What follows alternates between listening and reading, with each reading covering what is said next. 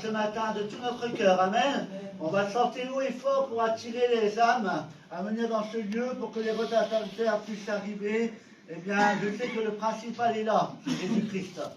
Et si nous sommes là, c'est parce que Dieu veut nous parler ce matin, Dieu veut nous faire du bien, alors on va le louer et l'adorer de tout notre cœur, amen. Êtes-vous prêts?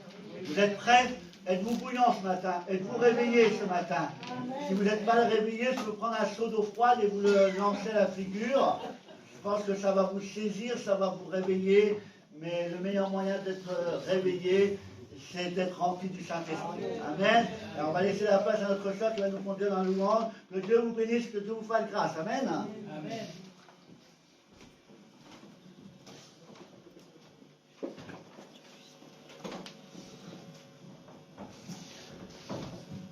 Bonjour à tout le monde. Allez, pour commencer ce moment, déjà je suis très heureuse d'être là avec vous, d'être là ce jour que Dieu a créé pour nous. Aujourd'hui, nous allons nous réjouir parce que nous sommes dans la présence de Dieu. Amen. Je vais vous inviter à vous lever. On va commencer ce chant qui dit « Acclamez Dieu, gens du monde entier ». Et nous allons acclamer notre Dieu ce matin. Amen.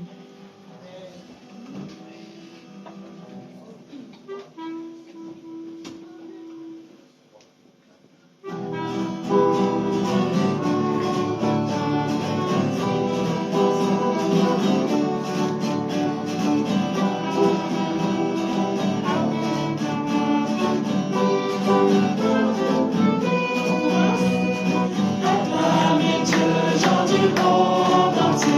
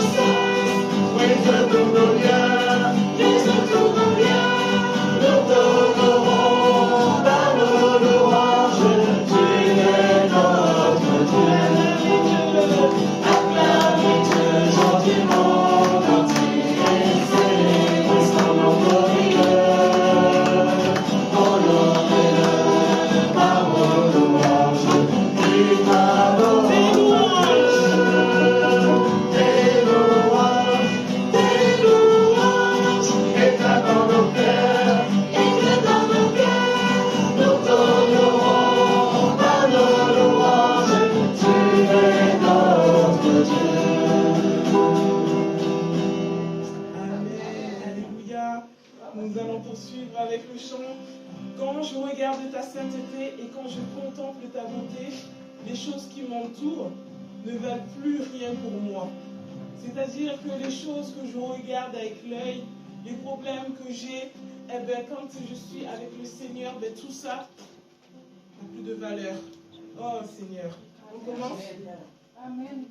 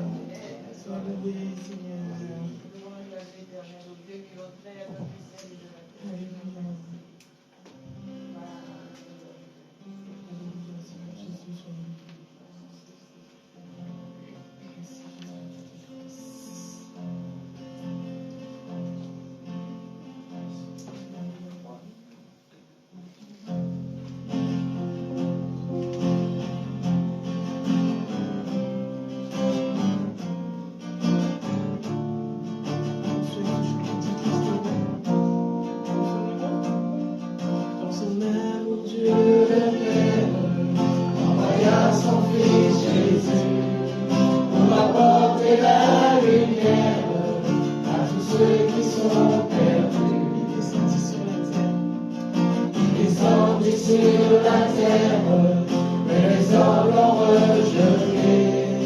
Ils l'ont cloué au calvaire, mais Christ est ressuscité. Amen. Christ est roi. Christ est roi. Christ est roi. Christ est roi.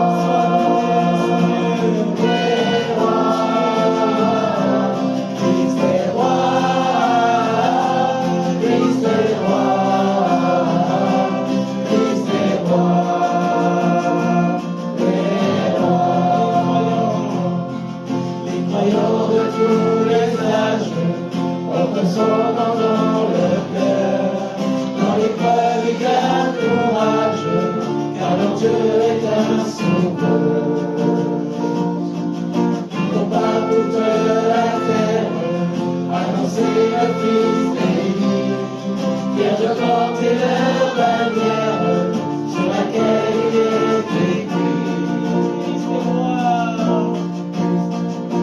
Christ est roi. Christ est roi. Christ est roi.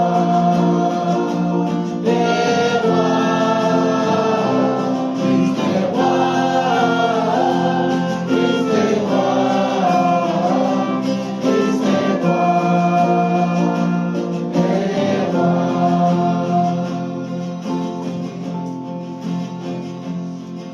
Il faut que un royaume, elle sera leur pays.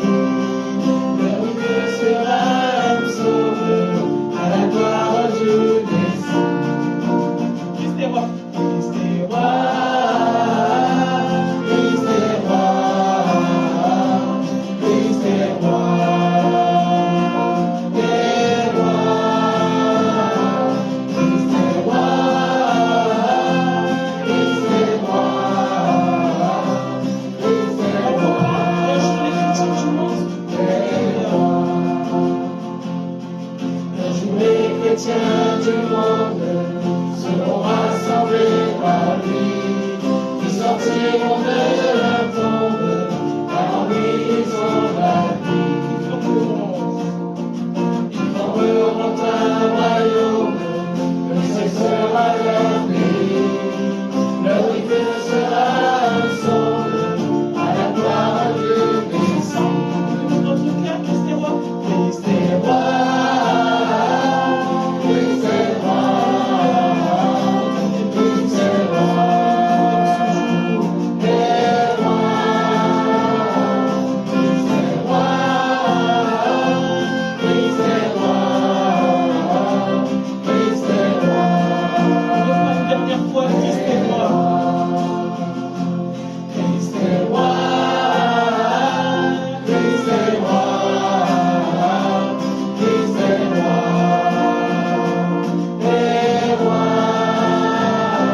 Christ est roi. Christ est roi.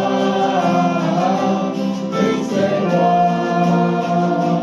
Les rois. Éternel Dieu Tout-Puissant, nous te disons merci, Papa. Merci, Seigneur Jésus, parce que tu es ressuscité. Merci, Seigneur Jésus, parce que nous prions un Dieu vivant, Seigneur Jésus. Merci pour tes grâces, merci pour ton amour à notre égard. Merci, Seigneur Jésus, parce que ce jour-là, tu l'as créé pour nous, mon Dieu. Nous ne méritons absolument rien, mais à tes yeux, Seigneur Jésus, nous sommes des créatures, Seigneur Jésus, que toi-même tu as créé. Tu nous connais parfaitement, Seigneur Jésus. Merci, parce que, Seigneur, nous n'avons rien à t'offrir, Seigneur Jésus. Parce que ce que nous avons est petit par rapport à ce que tu nous donnes chaque jour, mon Dieu, mon roi. Mais à travers ce chant, Seigneur Jésus, nous voulons t'offrir ce que nous avons de meilleur, Seigneur Jésus. Oh Seigneur, mais merci encore, Seigneur Jésus, pour tes grâces, pour ton amour, Seigneur Jésus, ta patience, ta fidélité à notre égard. Alléluia.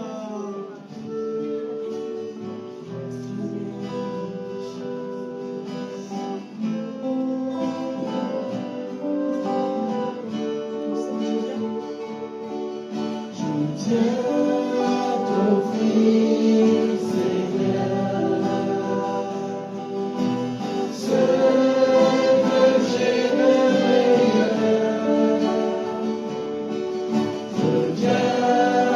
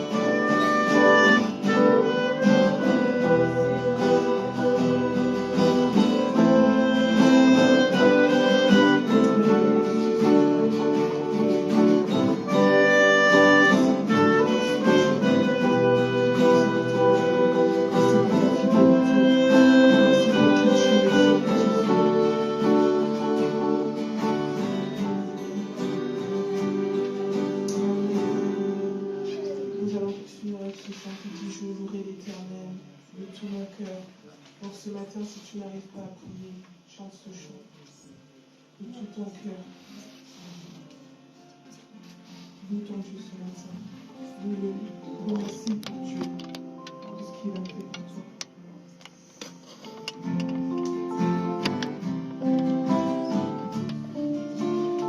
Chante de tout ton cœur avec des cris sincères.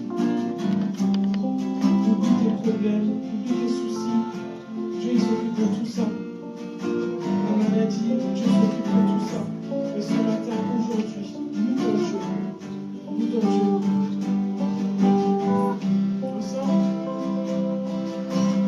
Je louerai l'Éternel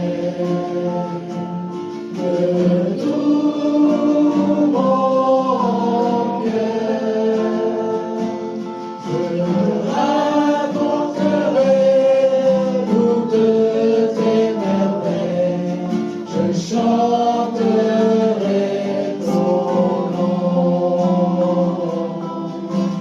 Je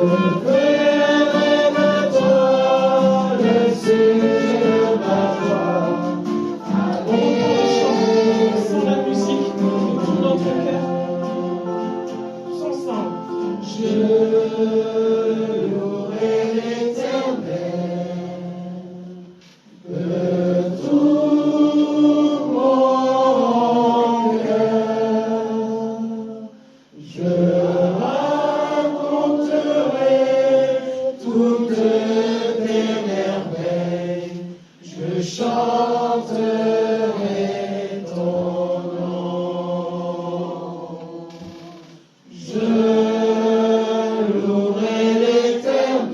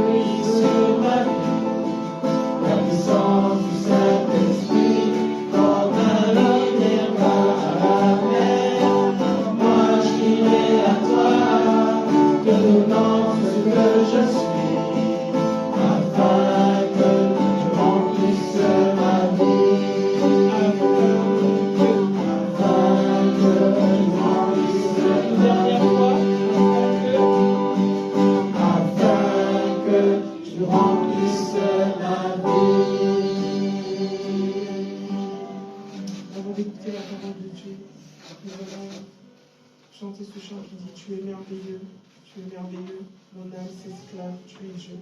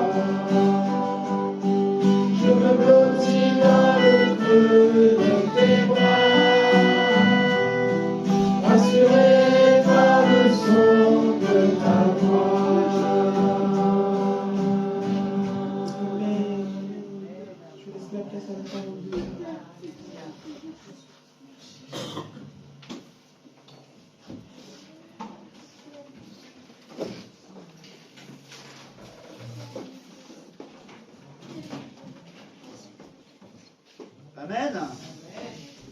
Alors sans plus tarder, on va ouvrir la parole de Dieu. Je prends mon portable. On va voir l'heure.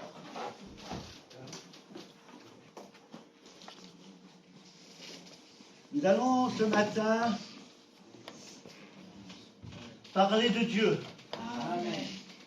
Il n'y a pas meilleur sujet de conversation dans la vie que de parler de Dieu. Quand on parle de Dieu, eh bien, on se fait du bien à soi-même et on fait du bien à ceux qui nous écoutent. Et en plus, en le faisant, on est en mesure de satisfaire le cœur de notre Dieu. Amen. Et c'est ce que nous allons faire ce matin. Nous allons lire ensemble une histoire que je suis sûr... C'est un micro? Oh, mais comme j'ai une grande voix, je suis né avec un mégaphone dans la bouche. Eh bien, ce matin, nous allons lire une histoire que vous connaissez par cœur, qui se trouve dans Matthieu chapitre 8. Oui, pour les jeunes qui veulent aller à l'école du dimanche, vous pouvez y aller, on vous attend, c'est ouvert de 11 ans à 15 ans, inclus. Donc allez-y, vous allez recevoir un enseignement adapté à votre âge. Et pour les autres, vous allez m'écouter. Donc si vous ne voulez pas m'écouter, vous allez à côté. Maintenant, vous avez un échappatoire. Si vous ne voulez pas m'entendre, vous pouvez aller de l'autre côté. Matthieu chapitre 8, ce matin, verset 23. Une histoire qu'on connaît par cœur. Mais aujourd'hui, nous allons nous arrêter sur des points bien précis. Il est dit dans ce chapitre, il monta dans la barque. Il, c'est qui? C'est Jésus. Il monta dans la barque et ses disciples suivirent. Et voici, il s'éleva sur la mer une si grande tempête que la barque était couverte par les flots, et lui, c'est-à-dire Jésus, alors que la barque était ballottée, alors que l'eau rentrait dans la barque, Jésus n'a rien trouvé de mieux que de dormir. Quand même. Quand même. Les disciples s'étant approchés le réveillèrent et dirent, Seigneur, sauve-nous, nous périssons. Il leur dit, pourquoi avez-vous peur, gens de peu de foi? Alors il se leva, menaça les vents et la mer, et il y eut un grand calme. Ces hommes furent saisis d'étonnement. Et voici ce qu'ils ont dit. Quel est celui-ci, disaient-ils, à qui obéissent même les vents et la mer? Amen. Amen. Il semble avoir oublié quelque chose. C'est que la Bible nous dit que toutes choses lui sont soumises. Il est l'autorité suprême. Un mot de lui et la chose arrive. Nous voyons ici que Jésus essayait de traverser le lac. D'accord? Il était d'un côté du lac et il devait se rendre de l'autre côté du lac. Pour ça, la meilleure façon, c'est de monter dans une embarcation. D'accord? Parce que je ne connaissais pas la largeur du lac. D'accord? Donc il monta dans une barque. Et lorsqu'il fut monté dans la barque, je pense qu'au début tout allait bien. Tout était calme. Comme dans nos vies, parfois tout va bien. Et en un instant,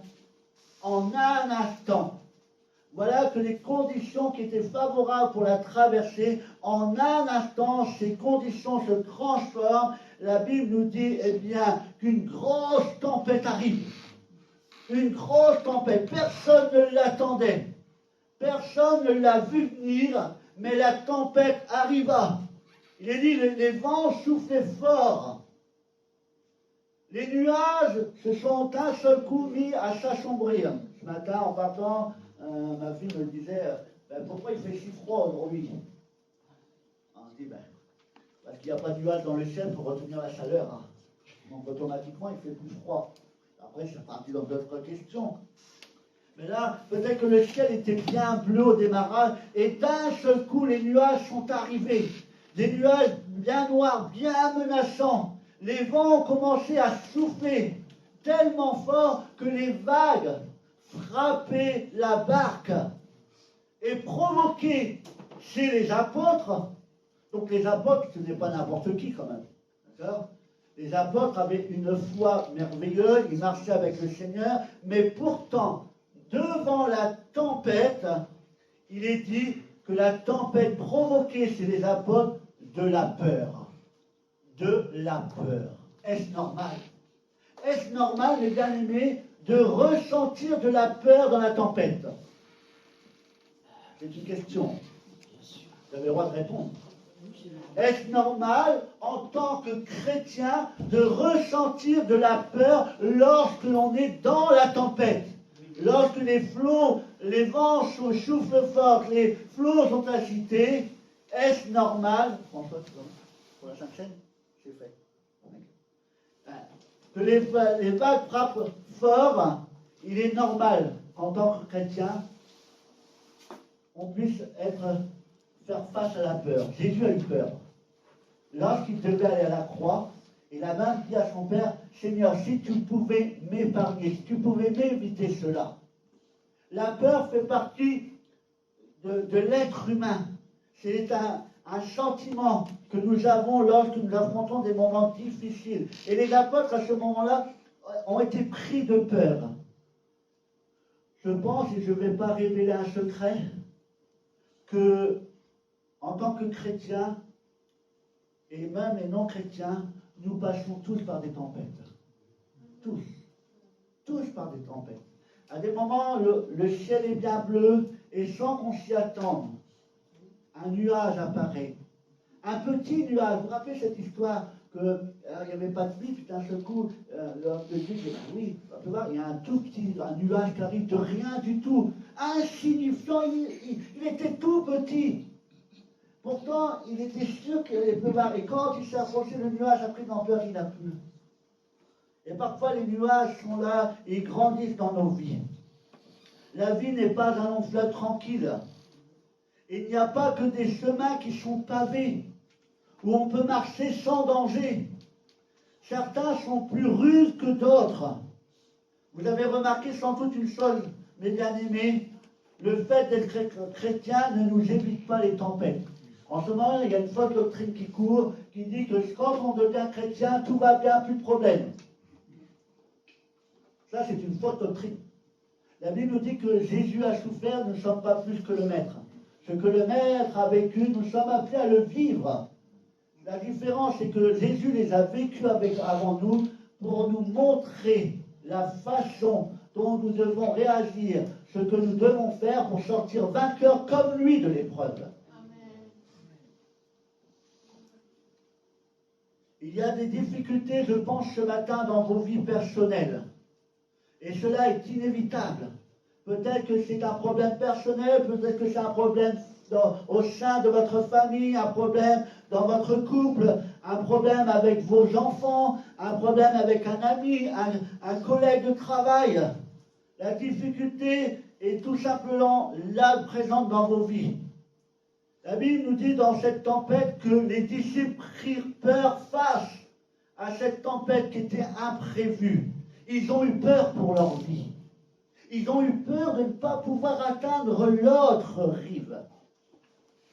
Comme je l'ai dit, il est tout à fait normal d'avoir peur quand les éléments autour de nous se mettent à basculer du jour au lendemain, parfois en quelques secondes.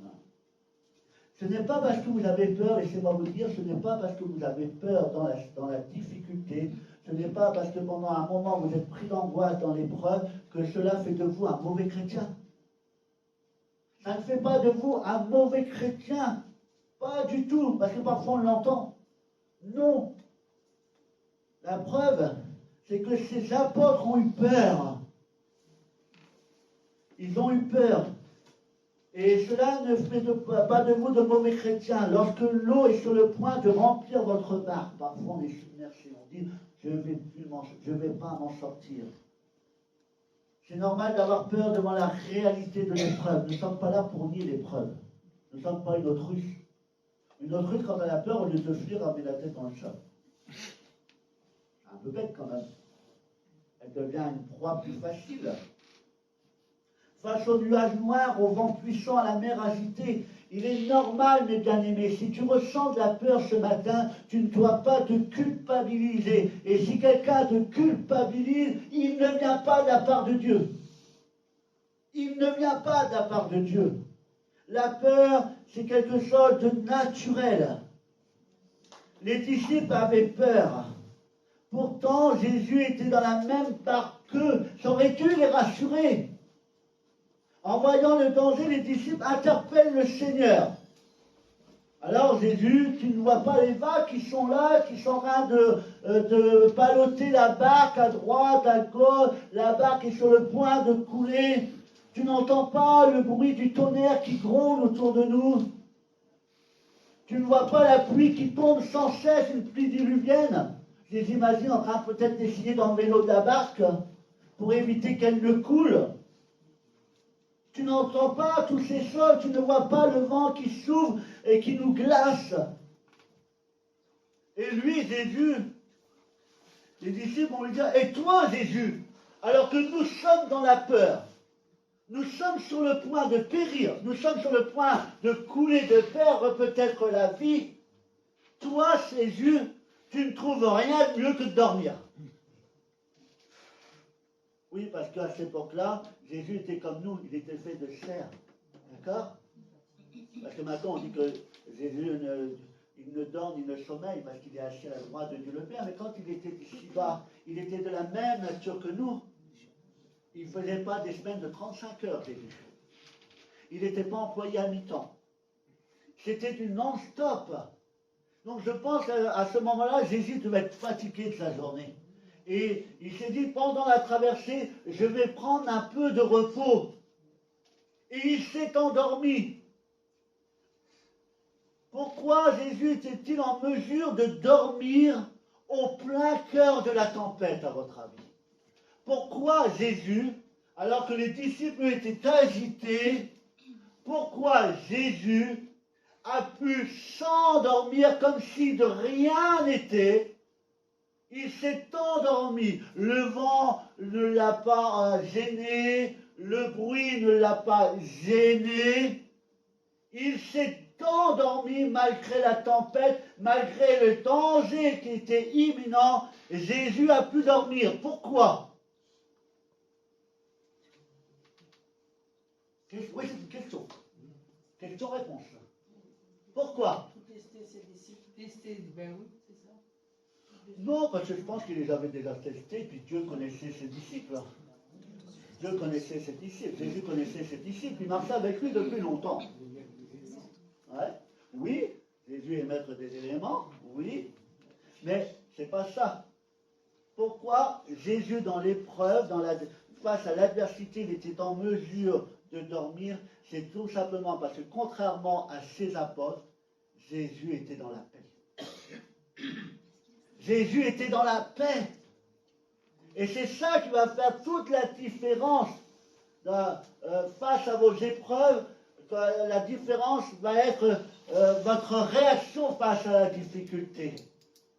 Même dans la difficulté, alors Jésus n'ignorait pas les choses. Ce n'est pas parce qu'il dormait qu'il ne connaissait pas, qu'il ne savait pas ce qui se passait. Il savait très bien ce qui se passait.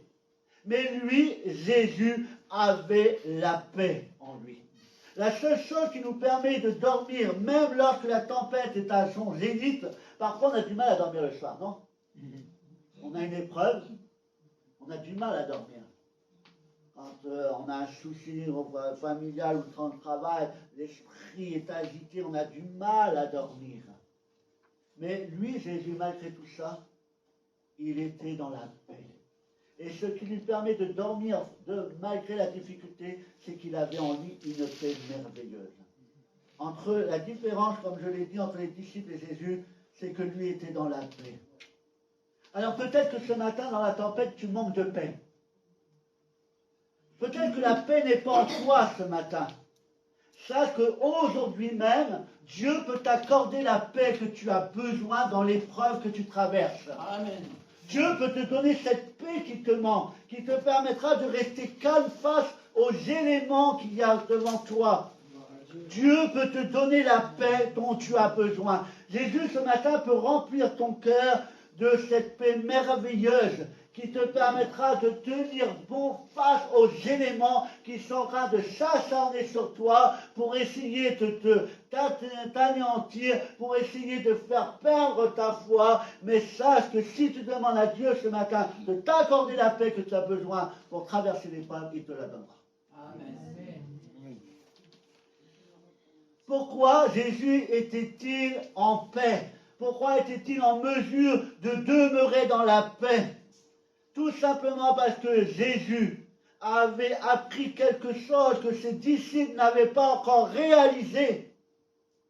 Alors que Jésus, c'est vrai, était un homme de la même nature que nous, mais il savait que la barque dans lequel il était, il savait que la barque n'était pas mené par n'importe qui, malgré le vent, malgré la tempête, malgré les conditions qui étaient défavorables, celui qui était au pilote et celui qui conduisait la barque, c'était Dieu lui-même. Et lorsque Dieu conduit la barque, eh bien, vous pouvez être assuré que la barque finira par aller là où elle doit aller. Peu importe les circonstances, peu importe le temps qui va s'écouler, si c'est Dieu qui conduit ta vie, eh bien Dieu te permettra de sortir de l'épreuve dans laquelle tu es et d'avoir la paix merveilleuse pour pouvoir espérer et attendre la main secourable de Dieu. La barque n'était pas dirigée par les vents.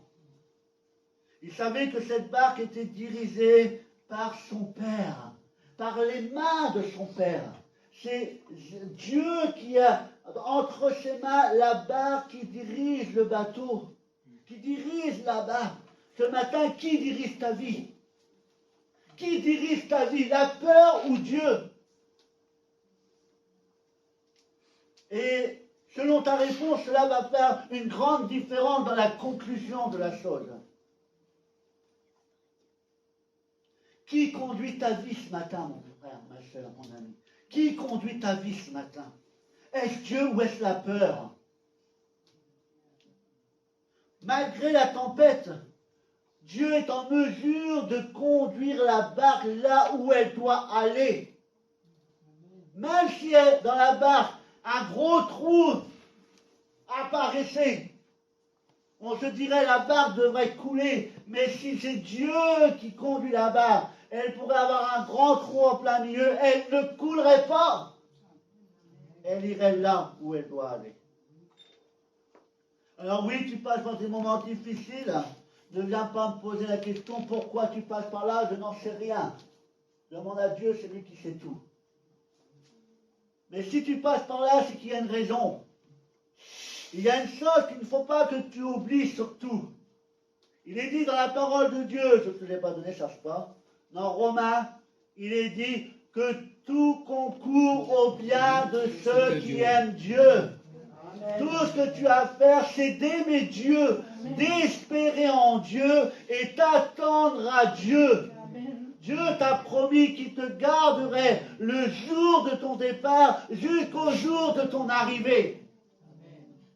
Et il a dit que le jour de ton départ, il sera avec toi. Le jour de l'arrivée, il sera avec toi. Et pendant ces 2 jours, tout le reste du temps, il est avec toi. Amen. Il ne te lâchera pas. Il n'abandonnera pas la barque. Il n'abandonnera pas la maison qu'il a fait de toi. La Bible nous dit que nous sommes le temple du Saint-Esprit. Et il faut que le Saint-Esprit demeure en toi. Et si le Saint-Esprit demeure en toi, eh bien la peur finira par s'évaporer, par disparaître. Parce que la peur sera remplacée par la confiance en Dieu. Le but de Dieu était de traverser le lac. Et quand Dieu a un but, rien ne l'empêche de pouvoir mener à terme le but qui s'est fixé. Et Dieu, il a un but pour ta vie, c'est de te sauver. Dieu, il a un but, c'est que tu parviennes jusqu'à la cité céleste. Et Dieu ne permettra pas que ton pied s'enchaîne. Dieu ne permettra pas, si tu lui fais confiance, que les situations qui sont autour de toi, eh bien, t'éloignent de Dieu, de lui, et t'empêchent d'atteindre le but qu'il a fixé pour toi, c'est de rentrer dans la gloire céleste avec lui. Amen. Amen. Dieu est avec toi dans la tempête. Amen. Amen. Dans la tempête, Dieu est avec toi. Dieu est dans ta barque. Il ne te laisse pas en disant va et débrouille-toi. Serre-toi de tes mains pour essayer de ramer. Non, Dieu ne te laisse pas seul dans l'épreuve. Dieu n'est pas resté sur le bord du lac en disant va, traverse.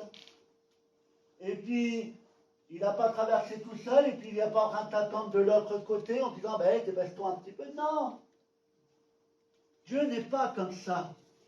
Dieu est avec nous 24 heures sur 24. À chaque pas que nous faisons, il est avec nous. Il aplanit nos sentiers. Il enlève les difficultés. Si tu lui fais confiance, il est capable d'enlever ton épreuve.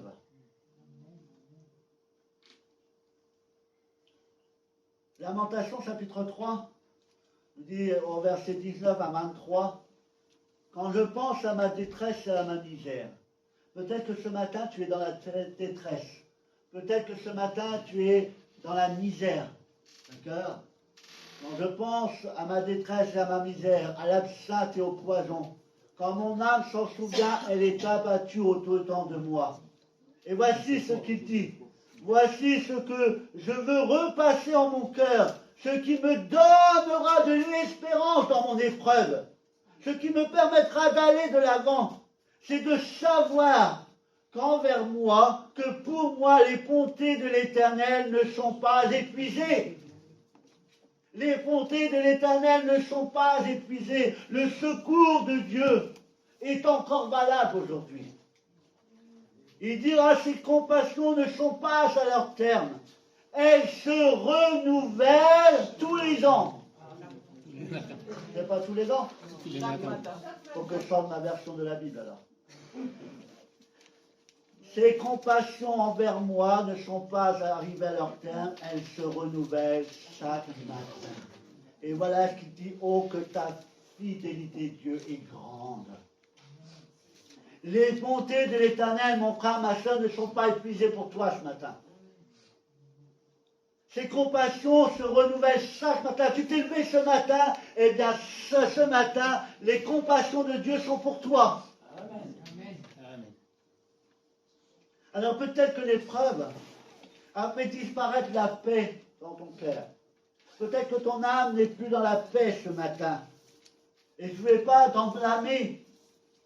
Je ne vais pas t'enfoncer. Non, au contraire, ce matin, je ne suis pas là pour vous enfoncer, je suis là pour vous encourager.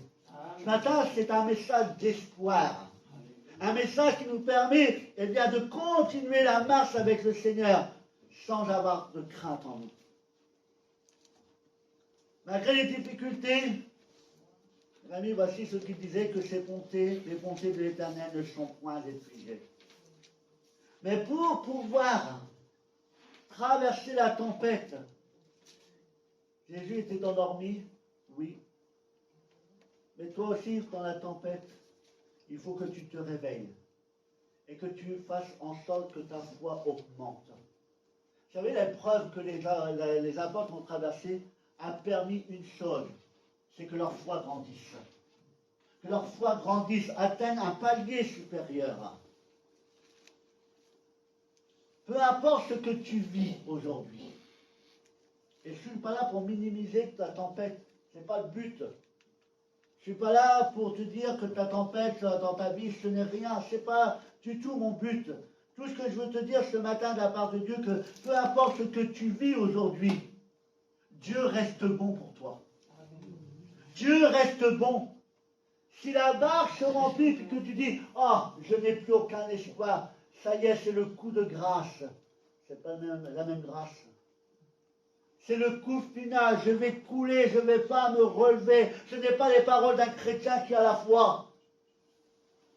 Ce n'est pas, si tu te dis en toi, eh bien tu écoutes ton âme qui est abattue et que tu laisses l'esprit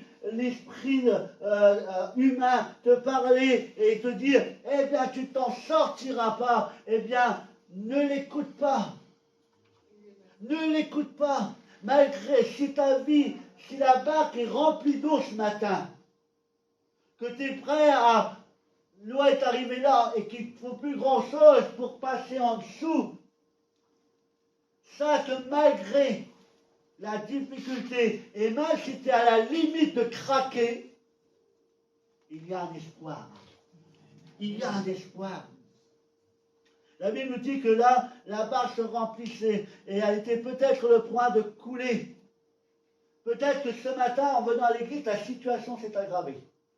Parce que le diable connaît toutes choses. Et le diable, pour nous décourager, il est capable de venir et de rajouter une petite chose pour nous faire douter. Alors oui, peut-être que la situation s'est aggravée aujourd'hui, ou peut-être hier, ou peut-être qu'elle s'aggravera peut-être demain, j'en sais rien. Je ne connais pas le futur, seul Dieu le connaît. Mais sache que même si la situation s'aggrave, Dieu est là quand même. Amen. Dieu est là. Merci Seigneur. N'oublie surtout pas que les bontés de l'Éternel ne sont pas épuisées. La Bible dit que je suis peut-être écrasé, mais jamais je ne serai anéanti. Dieu ne permettra à jamais à Satan, comme il a fait pour Job, il lui a mis une barrière qu'il ne pouvait pas franchir. C'est pareil pour toi. C'est pareil pour toi. Merci Seigneur. Dieu ne permettra pas que la tempête que tu traverses aujourd'hui ne devienne trop lourde pour toi. Trop lourde. Je crois en Dieu. Croyez-vous en Dieu ce matin? Je crois en sa parole. Sa parole, elle est fidèle. Sa parole est sûre. La Bible nous dit que quand sa bouche parle, sa main accomplit toujours ce qu'il a dit. Tu es dans la tempête, appuie-toi sur la parole de Dieu. Regarde les promesses que Dieu a gravées dans sa parole. Elles sont pour toi et elles se réaliseront. Il a dit qu'il sera ton secours. Et qu'en lui, tu n'as rien à craindre. Il est avec toi. Il est ton bouclier. Il est ta forteresse. N'oubliez pas que l'ange de l'Éternel campe autour de ceux qui le craignent. Tu n'es pas seul dans le combat. Ça, parfois, on a tendance à l'oublier. La Bible nous dit que ceux qui sont avec nous sont plus nombreux que ceux qui sont contre nous. Vous êtes dans le bon camp. Vous êtes dans le bon camp. Jamais vous ne manquerez de force à la condition que vous venez les puiser en Dieu. C'est lui qui les renouvelle. Dans cette histoire que nous venons de lire, on voit que la situation a été de pire en pire. De pire en pire au point que les apôtres ont eu tellement peur. Ils ont vraiment été à la limite de ce qu'ils pouvaient supporter. D'accord? Et la barque se remplissait encore davantage et davantage. Peut-être que la situation pour toi, c'est la même chose. Voici un point important, mes bien-aimés, qui a fait toute la différence dans cette histoire. C'est parce qu'à un moment donné, les apôtres, au lieu de regarder les circonstances, au lieu de regarder l'épreuve, au lieu de regarder les choses qui n'allaient pas, ils ont fait une chose merveilleuse. Les disciples ont appelé Jésus. Ils l'ont réveillé. Ils sont venus à lui, ils l'ont réveillé. Et qu'est-ce qu'ils ont dit? Pas grand-chose. Jésus, sauve-nous. Jésus, sauve-nous. Et Jésus, ce matin, veut te sauver. Te sauver de la situation, de l'épreuve dans laquelle tu es. Les disciples, au début de l'histoire que nous avons lue, les disciples étaient centrés, leurs yeux étaient fixés sur les choses qui n'allaient pas. Le regard était posé sur l'eau qui était agitée. Ils regardaient la barque qui allait à droite, qui allait à gauche. Ils ressentaient l'intensité du vent qui était là. Leur regard n'était pas basé sur les bonnes choses. Ils ne considéraient pas les bonnes choses. Et à un moment donné, leur regard va se tourner. Et là, ils vont peut-être se tourner, regarder l'horizon, au lieu de regarder les barques. Ils se sont tournés, ils ont regardé qui y avait dans la barque. Et dans la barque, il y avait la solution. Jésus-Christ. Il était temps que tu te retournes sur la solution qui est en toi. La solution à ton problème est en toi. Parce que Jésus est en toi. Oui ou non? Jésus est en toi. Alors, au lieu de prêter attention, au lieu de donner de l'importance aux choses qui ne vont pas, et je ne veux pas minimiser les choses, mais Dieu est plus grand que ta tempête. Amen. Dieu est plus grand que la tempête. Dieu domine sur les tempêtes. Alors au lieu de regarder ce qui ne va pas, peut-être dans ton foyer, dans ton couple, peut-être que ton mari, vous discutez sans arrêt, ça ne va plus, les sentiments ne sont plus là, peut-être qu'avec ton enfant, il y a de la tension, peut-être que tu as un enfant qui se drogue, peut-être que tu as quelqu'un de ton entourage qui est dans l'alcool et que tu ne sais plus comment faire, et tu es dans la crainte, tu ressens de l'angoisse par rapport à son avenir, par rapport à ce qu'il pourrait devenir, par rapport à ce qui pourrait y arriver, peut-être par rapport à une maladie, tu es inquiète et c'est tout à fait normal. C'est tout à fait normal. Mais à un moment donné, au lieu de laisser les yeux fixés sur le problème, fixe les yeux sur la solution, qui est Jésus-Christ. Parfois, nous avons tendance à oublier que dans la tempête, Dieu est avec nous. Ça vous arrive jamais? Lorsque je m'agite à droite, à gauche pour essayer de résoudre des problèmes, j'oublie que celui qui ouvre les portes, c'est Dieu. Celui qui ferme les portes, c'est Dieu. Celui qui trace un chemin, c'est Dieu. Ce matin, mon frère, ma soeur, mon ami, Dieu vous connaît, Dieu me connaît. Et en nous regardant parfois nos comportements, parfois ne serait-ce qu'en écoutant les paroles qui sortent de notre bouche, en regardant nos regards inquiets qui se promènent à droite, à gauche, eh bien Dieu, cela démontre une seule chose ce matin, mon bien-aimé. Si tu regardes sans cesse des regards inquiets, si sans cesse, eh bien, ton comportement n'est pas celui qui devrait être face à l'épreuve, et si tes paroles sont « Oh, Dieu m'a oublié, Dieu ne m'aime plus, Dieu ne prête plus attention à moi », si tu es comme ça, c'est que tu as oublié qui est Jésus. Qui est Jésus? Il est mon sauveur. Il est mon réconfort. Il est mon secours. Jésus est mort pour toi. Il a donné sa vie pour toi à la croix. Il est ressuscité. Tu crois qu'il serait mort pour te laisser galérer dans la vie sans aucun but? Sans avoir le moyen de t'en sortir? Non. Il est mort et ressuscité pour t'apporter la victoire que tu as besoin ce matin.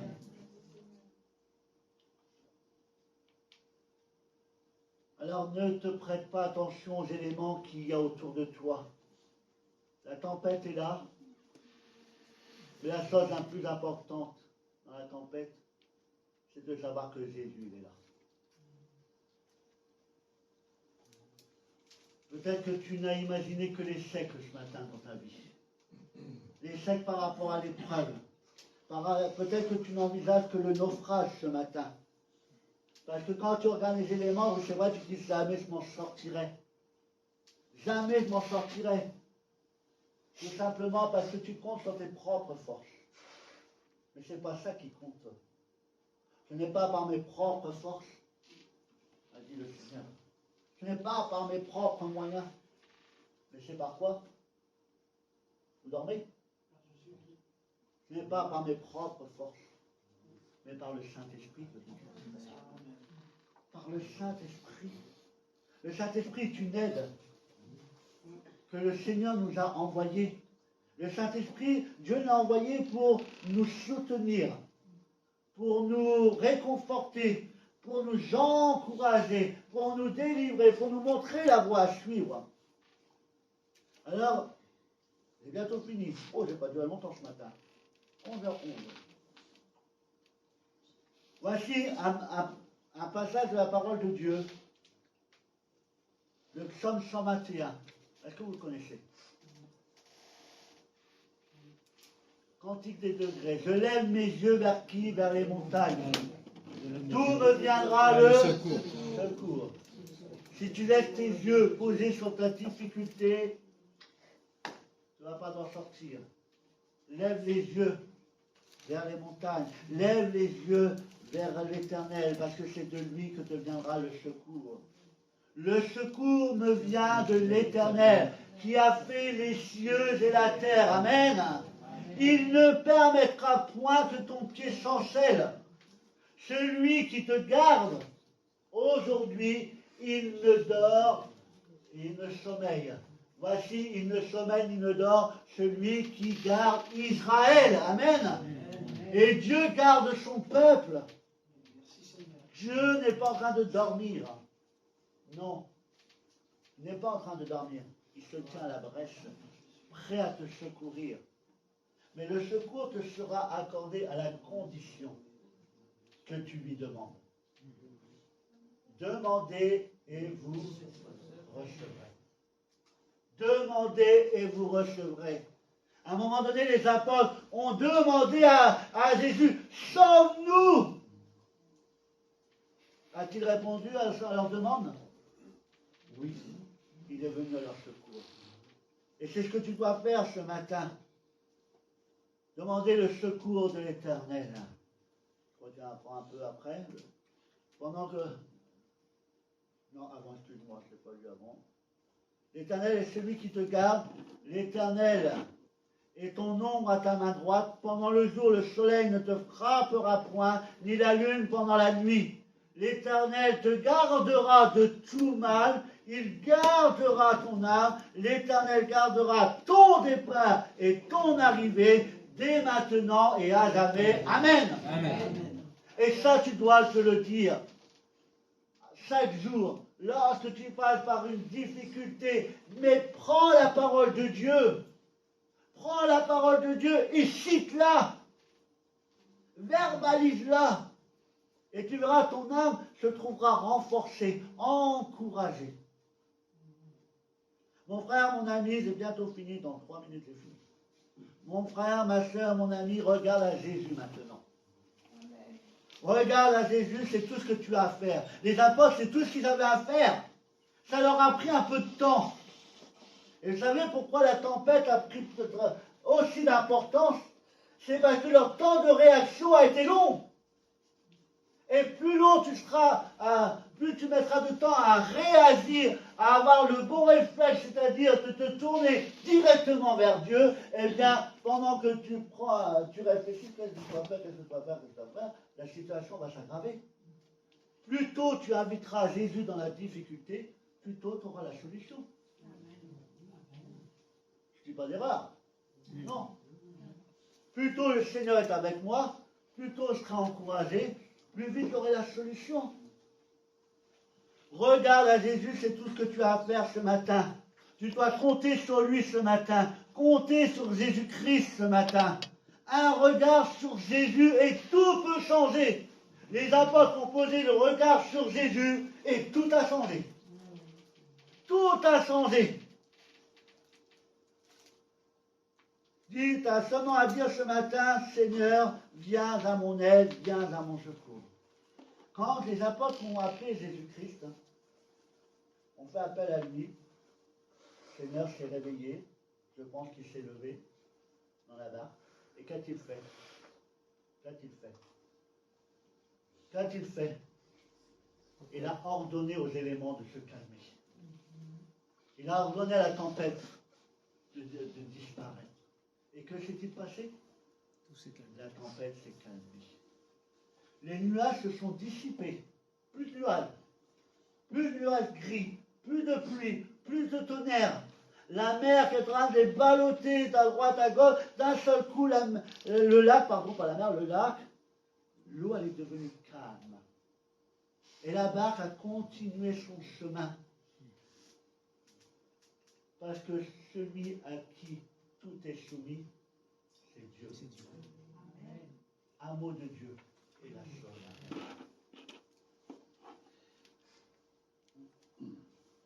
Demande à Dieu de son secours.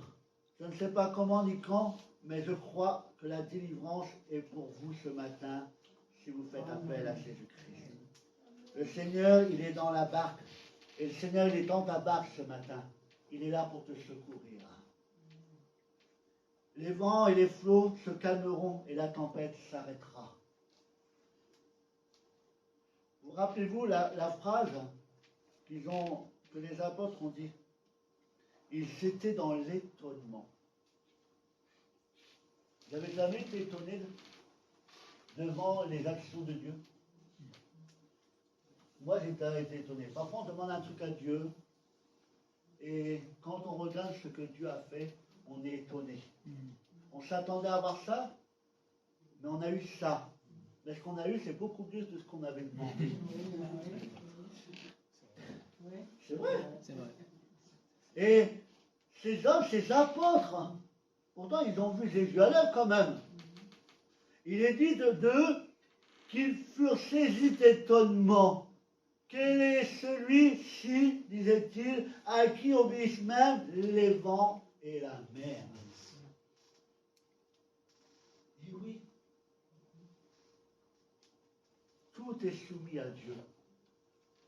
Tout est sous l'autorité de Dieu. Même le diable est soumis à Dieu. Vous voyez ou pas? Il est vaincu. Parce que le diable ne fait pas ce qu'il veut. Il fait ce que Dieu lui autorise. Que Dieu permet. D'accord? Comme il a fait à Job. Il fixe des limites.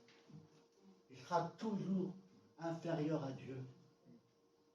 Et c'est ce qu'il faut que tu te dises.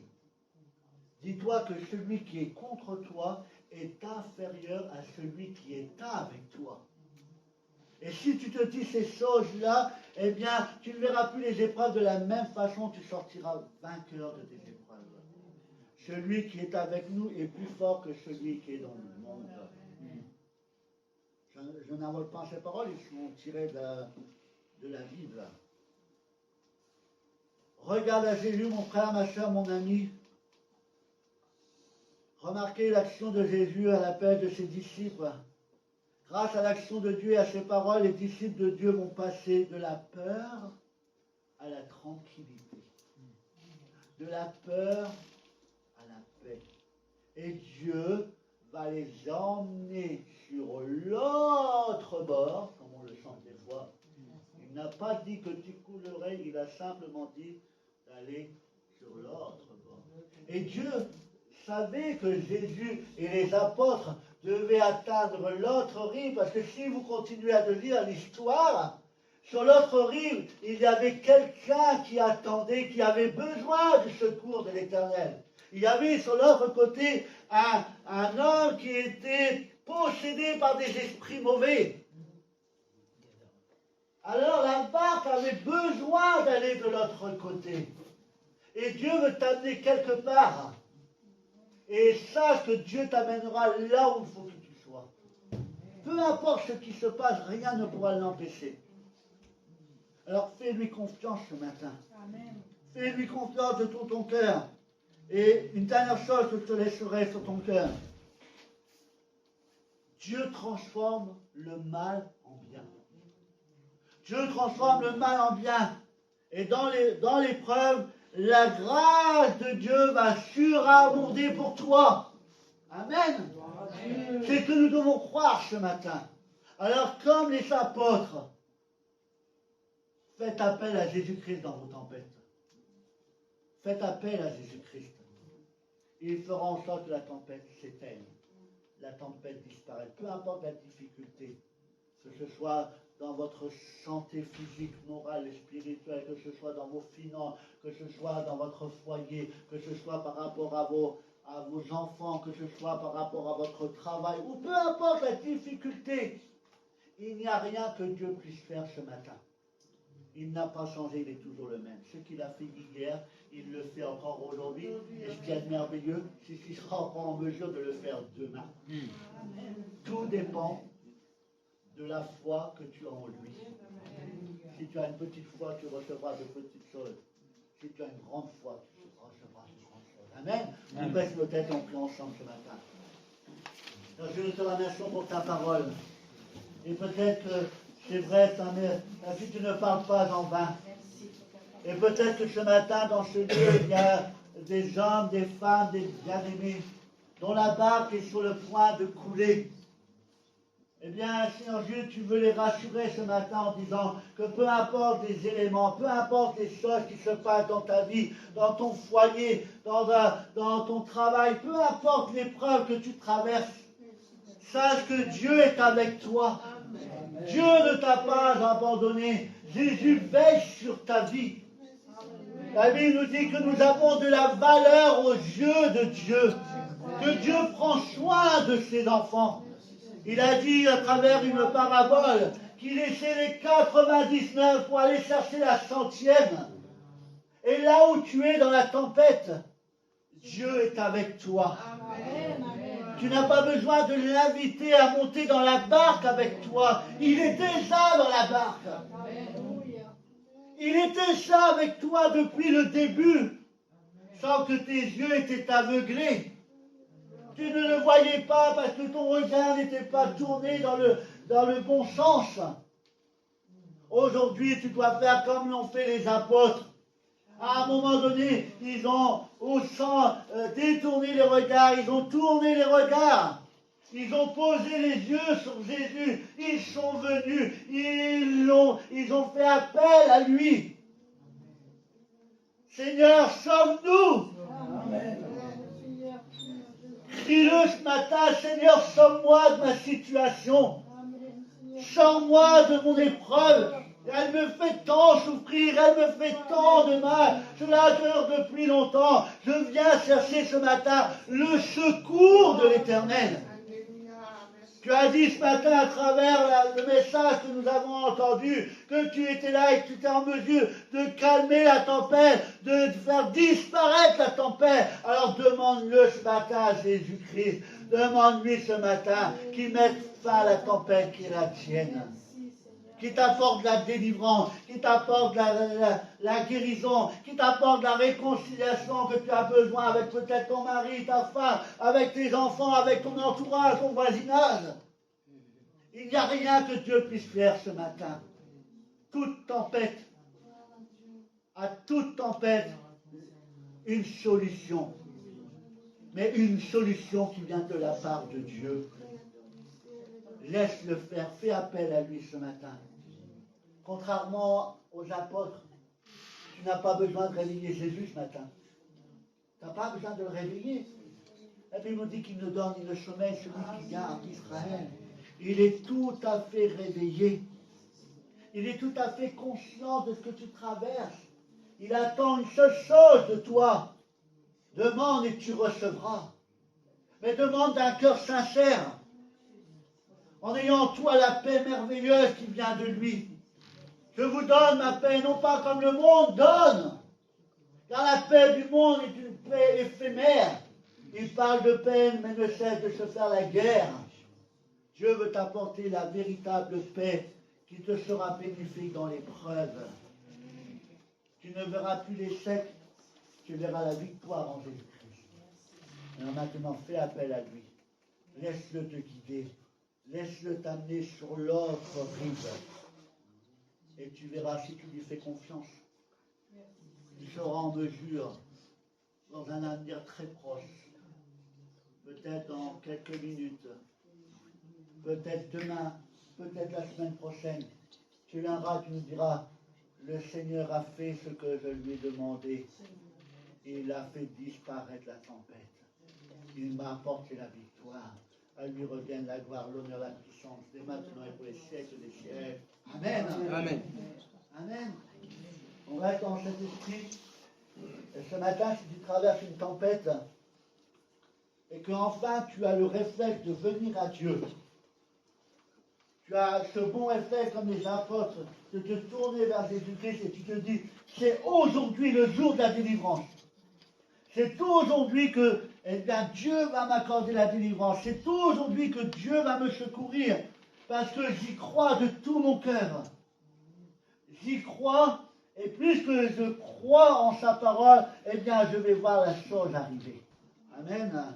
Pour ceux qui vont passer par les eaux du baptême, vous qui faites confiance à Dieu ce matin, vous dont la vie est en conformité avec sa parole, je vous invite à vous lever à votre place ce matin afin de partager le saint repas en mémoire de ce qu'il a accompli pour nous. et par obéissance, comme il nous l'a demandé, puis qu'un jour j'en boirai de nouveau avec vous dans le royaume de mon Père, en attendant ce jour, nous voulons nous rappeler le sacrifice de Jésus-Christ, et nous voulons nous rappeler sa résurrection, et savoir et nous dire sans cesse qu'il est bel et bien vivant, qu'il est notre secours, notre réconfort, et qu'aujourd'hui nous voulons lui être agréables, et nous voulons venir devant lui en étant soumis, en étant nettoyés de toutes nos impuretés, de tous nos péchés, de toutes nos iniquités. Soyez saints comme je suis saint. Soyez irréprochables comme Jésus est irréprochable. Et ainsi Dieu vous accueillera à sa table. Alors vous qui êtes baptisés par le baptême d'immersion, le baptême d'adulte, et qui marchez d'une manière digne, je vous invite à vous lever à votre place. On va partager ensemble le saint repas, pendant que notre frère Laurent va distribuer les éléments. Si vous voulez le louer, l'adorer, faites-le de tout votre cœur. N'oubliez pas, ce n'est pas l'esprit d'unicité que vous avez reçu, mais un esprit de force, de puissance et de sagesse. Et avec cet esprit, on l'adore. Amen. Merci Seigneur pour ce pain qui représente ton corps meurtri à la croix pour chacun d'entre nous.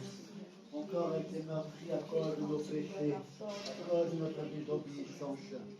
Ce matin, nous sommes conscients que c'est à travers ces meurtrissures que nous sommes guéris. Et ce matin, nous venons à toi pour recevoir le secours de nos âmes, le secours de nos corps, le secours de l'esprit. Dieu, merci pour tout ce que tu as fait pour nous. Merci pour ton sang qui a versé la croix de Golgotha. Le sang par lequel nous sommes pardonnés, purifiés de toutes nos erreurs, de toutes nos iniquités. Il n'y a plus de condamnation qui repose sur nous, car le sang de l'agneau a tout effacé. Ce matin, nous pouvons être en communion avec le Père par Jésus-Christ. Et ce matin, c'est au nom de Jésus-Christ que nous nous approchons de toi. Et nous te disons merci. Parce que Seigneur, mon Dieu, tu t'es dépouillé de ce que tu avais de plus cher. Tu as offert ton Fils pour nous en sacrifice. Ton amour était si grand que tu n'as pas regardé à ce que tu offrais. Et merci Jésus parce que tu as été obéissant jusqu'à la mort. Merci parce que tu as été soumis à la volonté de Dieu le Père. Et merci au Saint-Esprit de nous avoir révélé ces choses. Nous avoir donné le discernement encore ce matin. Et au nom de Jésus-Christ, je veux dire merci au Père. Merci Dieu. Merci Papa de nous avoir pardonné. Merci de nous avoir fait de nous tes enfants. À toi revient toute la gloire, l'honneur, la puissance, dès maintenant et pour les siècles des siècles. Amen. Amen. Seigneur, merci. Merci, mon Dieu. Merci, mon Dieu, tout Seigneur, merci. À travers ce pain, me dit la parole de Dieu, à travers ces meurtrissures, que votre corps, votre âme, votre esprit soient guéris, purifiés, lavés et réconciliés avec Dieu le Père. Que nous bénisse.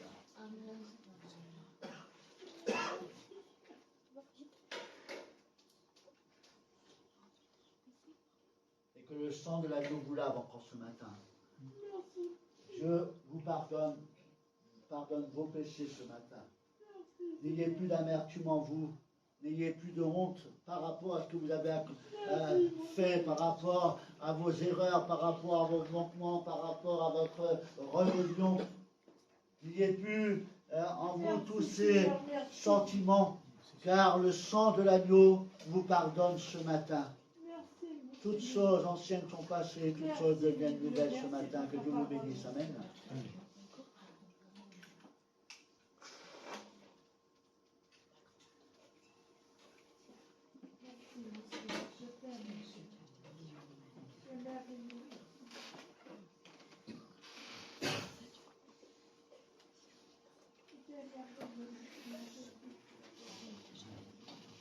Amen. Amen. Merci au Seigneur pour ces moments. Que le Seigneur vous fasse grâce, que le Seigneur vous bénisse, que le Seigneur vous renouvelle. On se retrouve jeudi matin.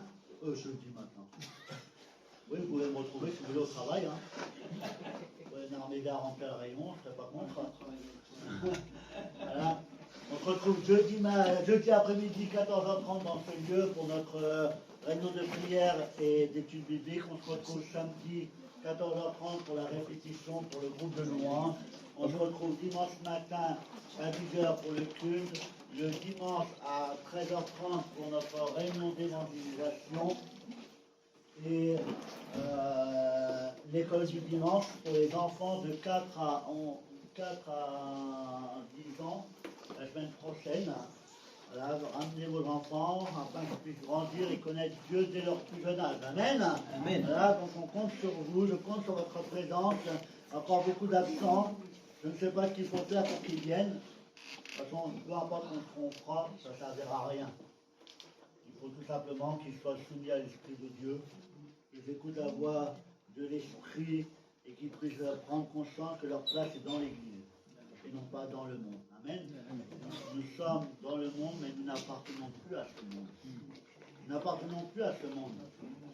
Et nous avons besoin de nous retrouver dans la présence de Dieu. Amen. Amen. Continuez à prier pour les malades, pour tous ceux qui en ont besoin, et que vraiment le Seigneur fasse grâce à toute l'Église. Amen. N'oubliez pas vos offrandes. Là, lui, il pense qu'à l'argent. Non, il ne pense pas qu'à l'argent. Mais une Église ne peut fonctionner que s'il y a de l'argent. D'accord?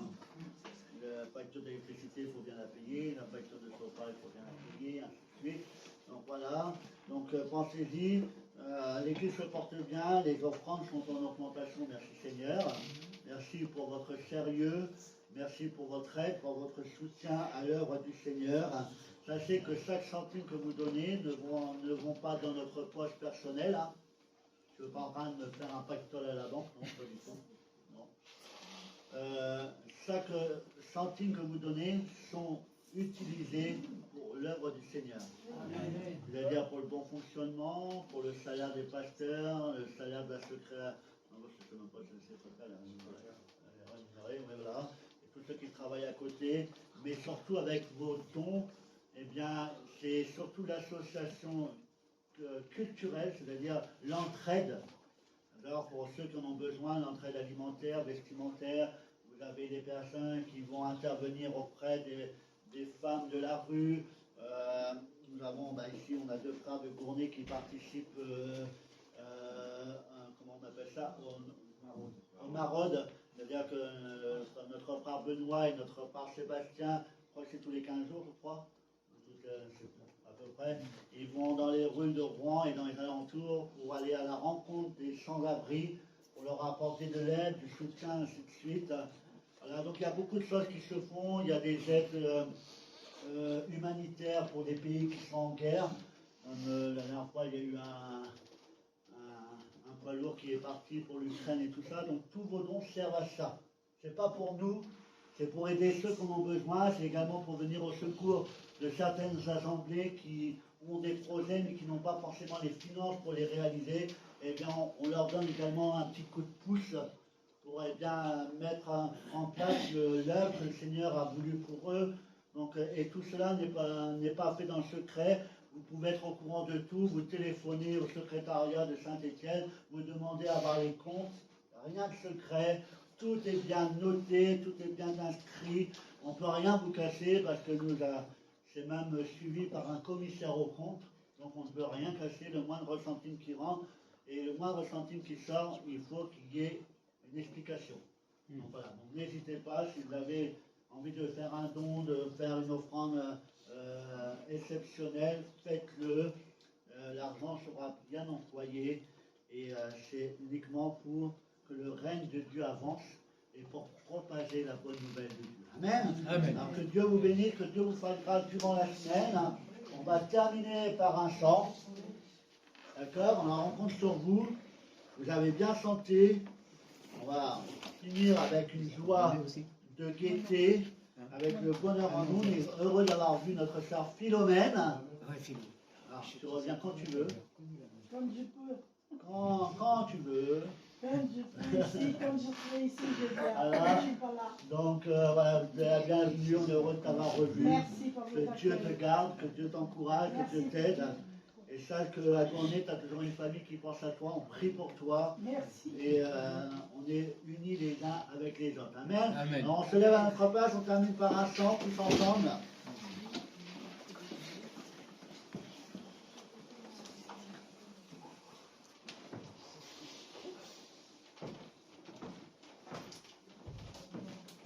Alors, après ce chant, nous enlève, ça ne va pas faire.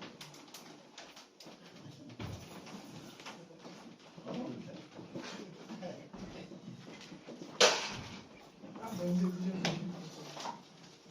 Allez, on va terminer ce moment par ce chant qui dit je te loue avec mon cœur, je te loue avec ma voix, s'il me manque la voix, je te loue avec mes mains, s'il me manque les mains, je te loue avec mes pieds, s'il me manque les pieds, je te loue avec mon âme, et si il me manque l'âme, c'est que je te loue là-haut. Amen. Bien sûr, on va faire les gestes ici. Et on finit dans la joie.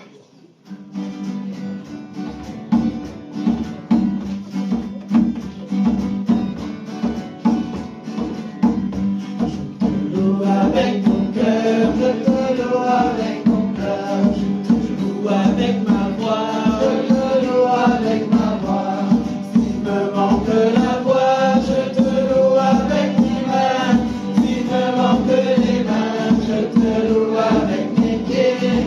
S'il me manque les pieds, je te loue avec mon âme. Et s'il me manque l'âme, c'est que je te loue là-haut. Et s'il me manque l'âme, c'est que je te loue là-haut. Je te loue avec mon cœur, je te loue avec mon cœur, je te loue avec ma voix, je te loue avec ma voix. S'il me manque la voix, je te loue avec mes mains. S'il me manque les mains, je te loue avec mes pieds. S'il me manque les pieds, je te loue avec mon âme. Et s'il me manque l'âme, c'est que je te loue là-haut. Et s'il me manque l'âme, c'est que je te loue là-haut. Bon, on va refaire parce que je ne vois pas trop de gestes. C'est dommage, c'est dommage. Allez, on va faire avec les gestes. Pour le Seigneur, c'est même pas pour Muriel. Pour le Seigneur. Amen. Ensemble. Je te loue Avec mon cœur, Yeah. je te loue avec mon cœur, je te loue avec ma voix, je te loue avec ma voix. S'il me manque la